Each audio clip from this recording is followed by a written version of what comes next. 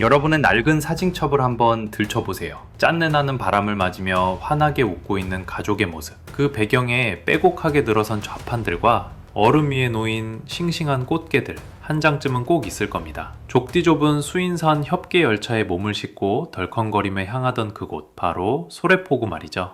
고된 한 주를 마친 아버지가 월급날이면 큰맘 먹고 사오시던 검은 비닐봉지 속 꽃게, 투박한 손으로 멍게 몇 점을 더 얹어주던 상인의 정, 가난했지만 설렘이 넘치던 시대, 소래포구는 서민들의 성지였습니다. 그 인기가 어느 정도였냐고요? 2012년 단 한 해에만 무려 845만 명이 이곳을 찾았습니다. 국내 최고의 테마파크 에버랜드조차 이 경이로운 숫자 앞에서는 무릎을 꿇어야 했을 정도였죠. 수도권에서 가장 가깝고 활기 넘치던 어시장, 대한민국을 대표하는 관광 명소였습니다.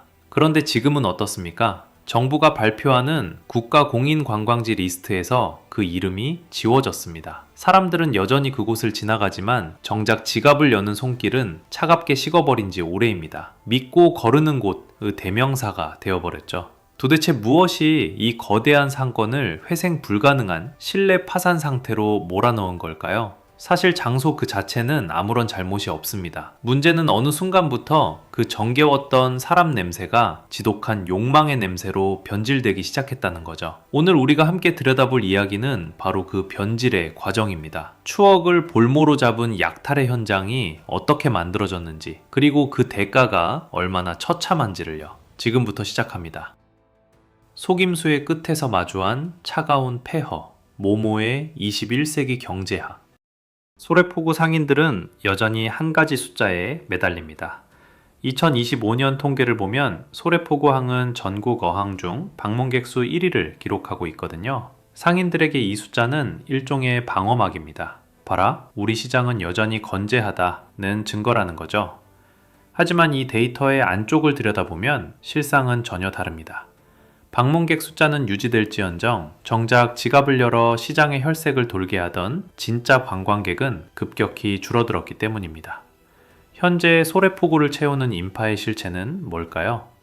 물건을 사러 온 손님이 아니라 인근 아파트 단지에서 마실을 나온 주민들, 그리고 단순히 구경만 하고 지나가는 사람들입니다.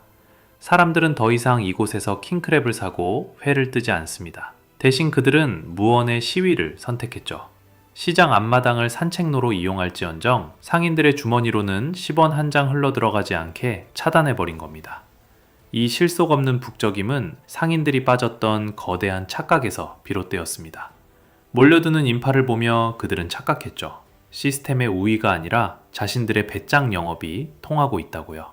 어차피 올 사람은 온다는 아니람. 이게 소비자들의 소중한 추억을 인질로 잡는 행태로 이어졌습니다. 어떤 식이었냐고요? 단순히 시세를 물어보는 행위에 사지도 않을 거면서 왜 묻냐는 날선 반응이 돌아왔습니다. 설레는 마음으로 사온 스티로폼 박스 안에는 다리가 다 떨어진 죽은 꽃게나 썩은 냄새가 진동하는 폐기 직전의 상품이 담겨 있었죠. 저울에 달아보기도 전에 계산기부터 두드리며 거액을 요구하는 방식이 시장의 문법으로 자리 잡았습니다. 그리고 결정적인 순간이 왔습니다. 전 국민을 경악하게 만든 37만 8천 원 대게 사건. 대게 2마리 무게를 확인하자는 요청에 상인은 무게를 보여주는 대신 뻔뻔하게 계산기 숫자부터 들이밀었습니다. 이 사건은 단순한 바가지 논란을 넘어섰죠.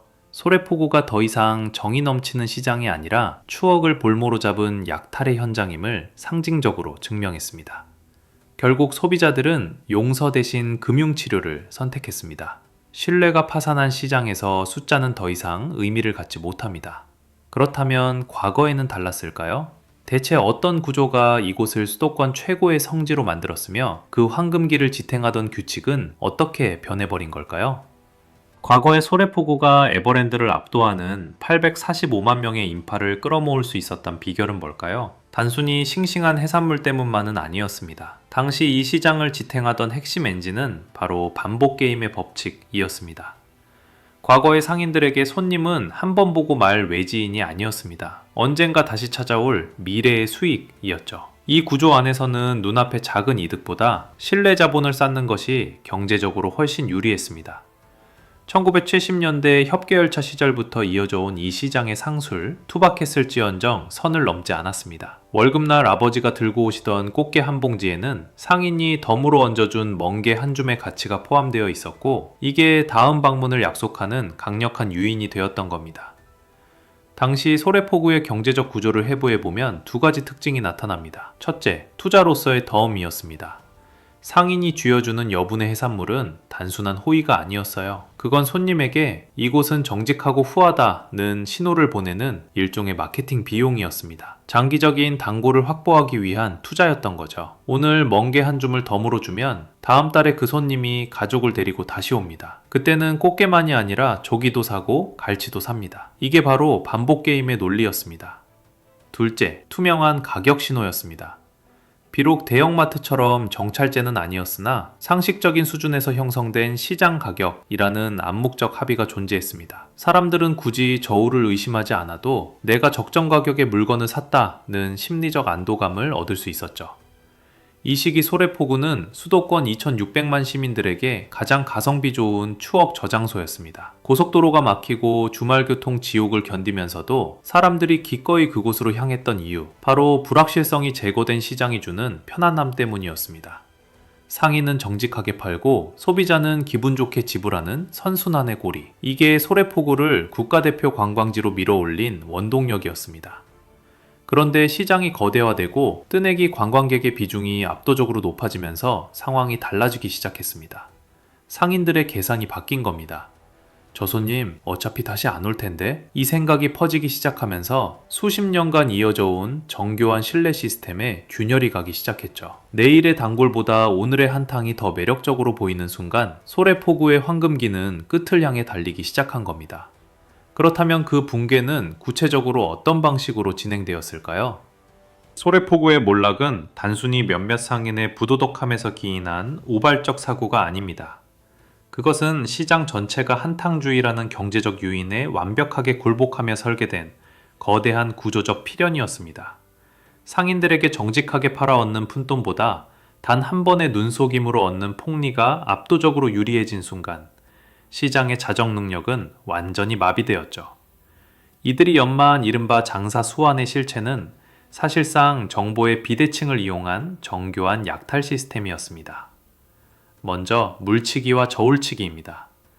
수조에서 갓 건져 올린 물고기를 담을 때 물이 빠지지 않는 두꺼운 플라스틱 통을 사용해 바닷물 무게까지 횟값에 포함시켰습니다. 어떤 곳은 아예 저울 자체를 조작했죠. 5kg 정량을 올려도 그 이상의 수치가 나오도록 만들어 놓은 겁니다. 손님이 눈을 부릅뜨고 지켜봐도 결코 이길 수 없는 게임을 설계한 거예요. 그 다음은 바꿔치기의 기술입니다. 소비자가 직접 고른 싱싱한 물건을 지갑을 꺼내는 찰나의 순간에 카운터 밑에 숨겨둔 폐기 직전의 상품으로 바꿔치기 하는 방식. 이건 인간에 대한 최소한의 예의마저 저버린 행위였습니다. 더욱 심각한 건 공공재의 사유화 문제입니다. 소래포구는 2017년 대형 화재 이후 국민의 세금으로 현대화된 건물을 짓고 축제 예산을 지원받으며 부활했습니다. 하지만 상인들은 국가로부터 받은 혜택은 당연시하면서도 정작 국민인 소비자에게는 어땠을까요? 남는 게 없다 하는 핑계로 카드 결제를 거부하고 현금 결제만을 강요하며 탈세를 일삼았습니다. 결국 문제가 터졌죠. 언론에 보도되고 여론이 들끓자 상인들이 광장에 모여 무릎을 꿇고 단체 큰절을 올렸습니다. 눈물을 흘리며 사과했죠. 하지만 그게 진정한 반성이었을까요? 사과 직후 실시된 단속에서만 무려 150건의 행정처분이 쏟아졌습니다.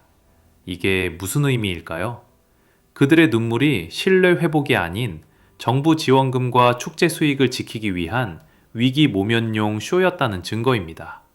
비즈니스적 퍼포먼스에 불과했던 거죠. 결국 소래포구는 스스로 반복 게임의 규칙을 파괴했습니다. 내일 다시 올 단골을 생각하며 정직하게 장사하는 대신 다시는 돌아오지 않을 뜨내기 손님만을 쫓는 단판 게임의 늪으로 자진해서 걸어 들어간 겁니다. 오늘 한번 크게 벌고 나면 내일은 다른 손님이 또 올 거라는 계산. 하지만 그들이 놓친 게 하나 있었습니다. 정보의 민주화라는 거대한 파도였습니다. 스마트폰 하나로 실시간 시세와 저울 속임수 수법을 공유하는 시대가 왔습니다.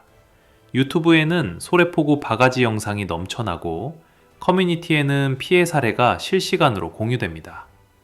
폐쇄적인 정보 비대칭에 의존하던 구시대적 영업 방식은 더 이상 생존할 수 없게 된 거죠. 그 결과는 어땠을까요? 소래포구가 마주한 현재의 풍경은 단순한 불경기의 그림자가 아닙니다. 시장이 자초한 신뢰 파산의 집행 현장입니다. 한때 권리금만 수억 원을 호가하던 점포들은 이제 들어오려는 사람을 찾지 못해 흉물스러운 공실로 방치되고 있습니다. 400개가 넘는 점포가 밀집한 거대 상권에는 활기 대신 서늘한 정적만이 흐르고 있죠. 국가가 공인했던 한국관광백선에서 이름이 삭제된 것. 이건 단순한 상징이 아닙니다. 이제 이곳이 추천할 만한 가치를 상실했다는 시스템적 사형 선고와 다름없습니다. 이 몰락의 과정에서 가장 잔인한 지점은 소비자들이 선택한 무관심이라는 형벌입니다.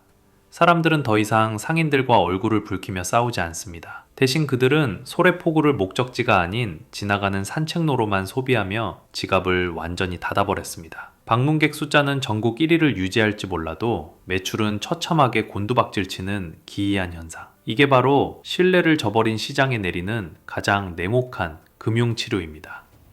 정직한 노량진 수산시장이나 속초 중앙시장으로 발길을 돌리는 소비자들에게 경기가 안 좋다거나 일부의 일탈이다 라는 변명은 통하지 않습니다. 그들은 이미 알고 있거든요. 문제가 일부가 아니라 구조 전체에 있다는 걸요.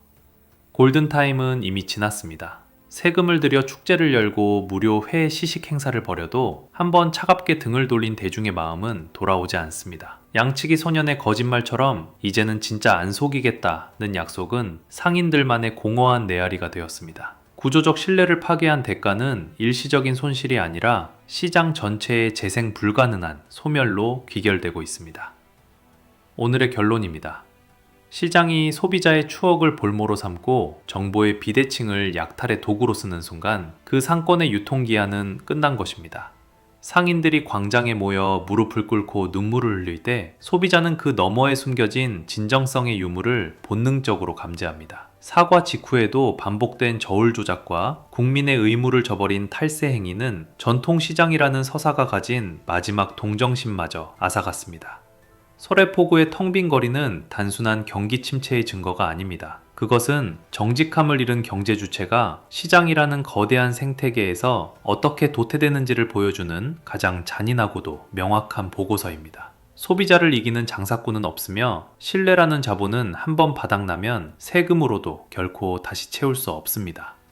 여러분의 사진 첩속 그 따뜻했던 추억은 이제 박물관에나 보관해야 할 유물이 되어버렸습니다. 소래포구가 우리에게 남긴 교훈은 명확합니다. 단기적 탐욕이 장기적 신뢰를 파괴할 때 그 끝은 언제나 폐허라는 것입니다.